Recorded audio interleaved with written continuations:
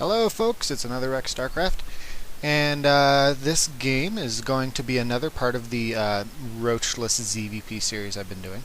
And it's actually what I've decided to make in response to a very commonly asked question I was having, which is, what do you do when they go air? And I've been telling people time and time again that if they go air off, one base air off of or against a Ling opener, it's generally an auto win. So I figured I would give a good example of that. And actually, I have two examples, but I'll probably just only show this one. If people want, I'll cast the other one. It's pretty much the exact same thing, but it happened twice in one night. The next one happened in the Zeke Daily. I suppose I should do introductions. I'm the blue Zerg, Rekatan, and my opponent is BigT, the red Protoss. But yeah, it happened again later on that night in the Zeke Daily, which actually I won on my stream, so that was kind of cool. Zeke's not exactly, the Zeke Daily isn't exactly a big-time tournament or anything, but it was still kind of cool to win a tournament my first night streaming, so that was pretty fun. On that note, if anyone hasn't heard yet, I have my stream up. It is justin.tv/Rekatan, so check it out. I am streaming every day. Playing in another Zeke Daily tonight, actually. I'm going to see if I can get a trend going and see how long I can actually keep winning the dailies. So, nothing too terribly exciting going on, still 11 over pool. So I figured I'd talk about some metagame changes. And actually, one that's making me kind of sad. Archons are looking to be flavor of the month. With the +1 range, a lot of people are saying, it's just one range, no big deal. But that's actually a 50% range increase. I know that sounds kind of weird, but truth be told, +1 to a 2 range unit is more potent than +1 to a 6 or 7 range unit. Much more potent, actually. And therefore, we're seeing Archons actually are really, really strong against, well, Zerg, you know, because it's plus to biological, which in my opinion should have never occurred. Plus to biological is just plus to Zerg. But what that means is, unfortunately, roachless CVP is taking a bit of a hit.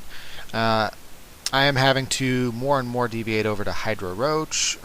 Maybe it's like a transitional thing. I'll hit the drop, and then I'll go to Hydro Roach real quick, before they can adjust. I found that that's pretty good. But purely staying on Ling Baneling until the Broodlord phase, I don't know. We'll have to see, but I'm getting blind countered a lot because so many guys are playing around with their brand new Archons, and so that's part of the problem. Is the metagame right now is just blind counter, blind counter, blind counter, because everyone wants to try the new Archons. So that is something to keep in mind, and I probably will do a cast of what it looks like when you're playing against Archons, because the new 3-range Archons are insanely potent against Lings, and obviously they soak up Banelings just fine because they aren't light and they have, what is it, 350 shields? So they take quite a few Banelings. Is it 3? Yeah, I'm pretty sure it's 350. I don't know. I don't have a head for numbers. Alright, so a little greedy on the harass there for the gateway. You want to time this sort of thing, and I'm actually very fortunate he force-fielded his probe out. Otherwise, this would have been a 75 minerals lost for nothing. But nevertheless, I got a probe out of it, so it actually turned out to be a pretty even trade. I maybe was even a bit up. Probes are pretty valuable this early in the game. And nothing too terribly weird here. Pretty standard. I'm saving up for my 300 minerals. And notice I pulled my gas a little late there, 28. So that is something to keep in mind, that when you're doing a build like this that is very mineral tight, you want to actually aggressively pull that gas, very aggressively. And I should be starting my hatchery right now. There's really no justification not to. I mean, I do have larva injects popping here in a second, but even if I start the hatchery, I'm going, there it is, a little late, but I'm still going to be able to get the larva spent down under larva cap pretty quickly. And do I fix this? We see a common problem I have, a larva inject, especially while I'm scouting. I scout and I see, okay, void ray popping out.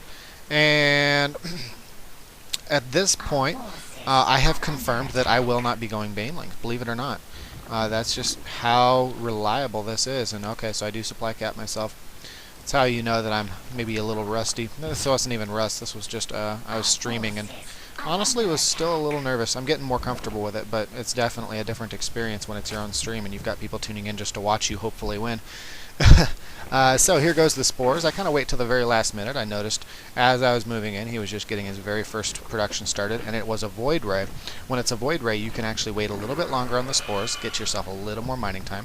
And I'm doing one more spawn cycle of drones here, just to replace the 4 drones that I lost for spores.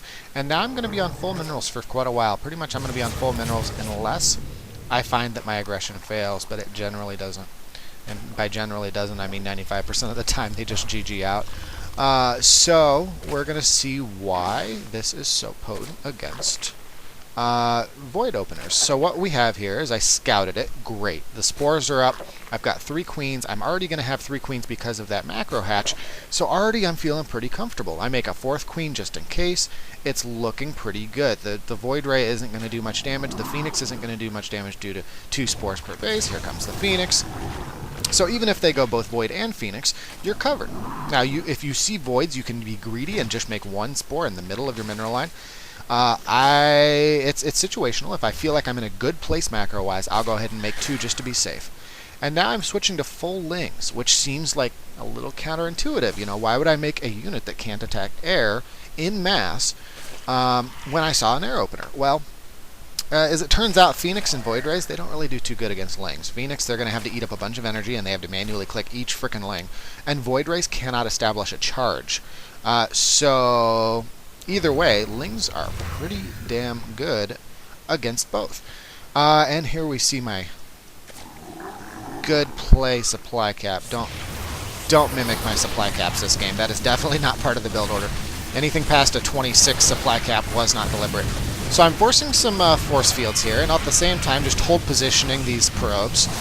And that's exactly what you want to do in this situation where they force field their probes in your lings.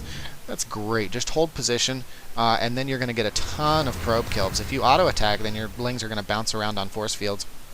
So you've got to make sure that your lings are auto-attacking those probes, and a good hold position can do that trick. It's not as efficient as if they would actually target them, but that's life. And at this point, he's getting a little edgy with the force fields. He's got enough that he could have blocked this, but that one in particular actually was a necessary force field, but then he needed to also block up here.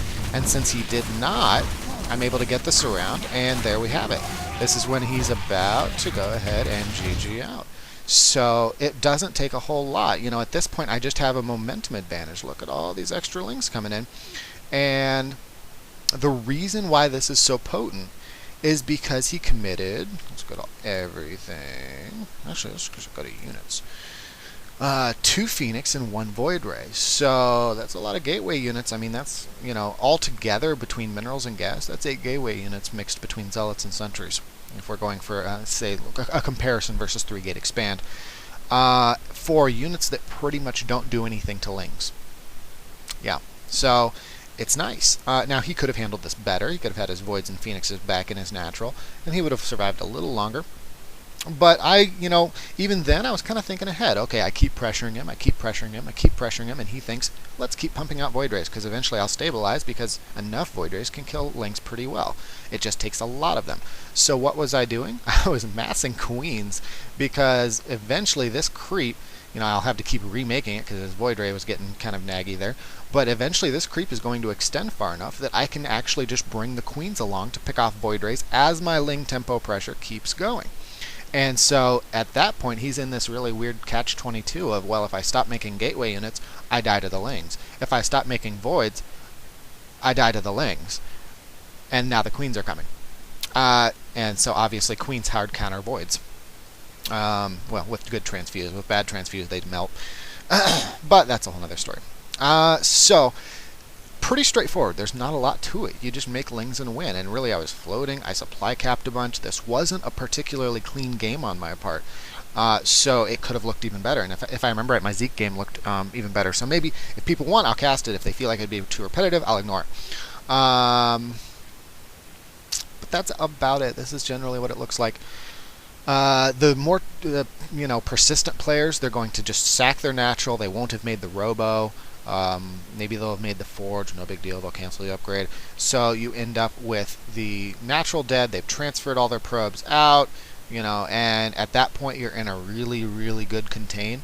Then you're going to go ahead and just take your third, switch back into a macro game. You've got 30 to 50 standing lings with +1, and you're going to contain them for a solid 3 to 4 minutes before they can take their natural again. And that in and of itself is also kind of a GG, because you can honestly just transition into 3-base Muta if you want. I mean, sure, they've opened up some Phoenix, but 3-base Muta versus 1-base Stargate play is generally going to be pretty good. That's about it. I feel like this cast was super short, but I don't really know much more there is to say about this subject. So, that's about it. Anyone who's trying this, look out for those Archons. They are beastly now. They are so beastly. I'm still trying to rack my brain to see what's going to beat them. Hydras don't really beat them anymore because there's so many Zealots,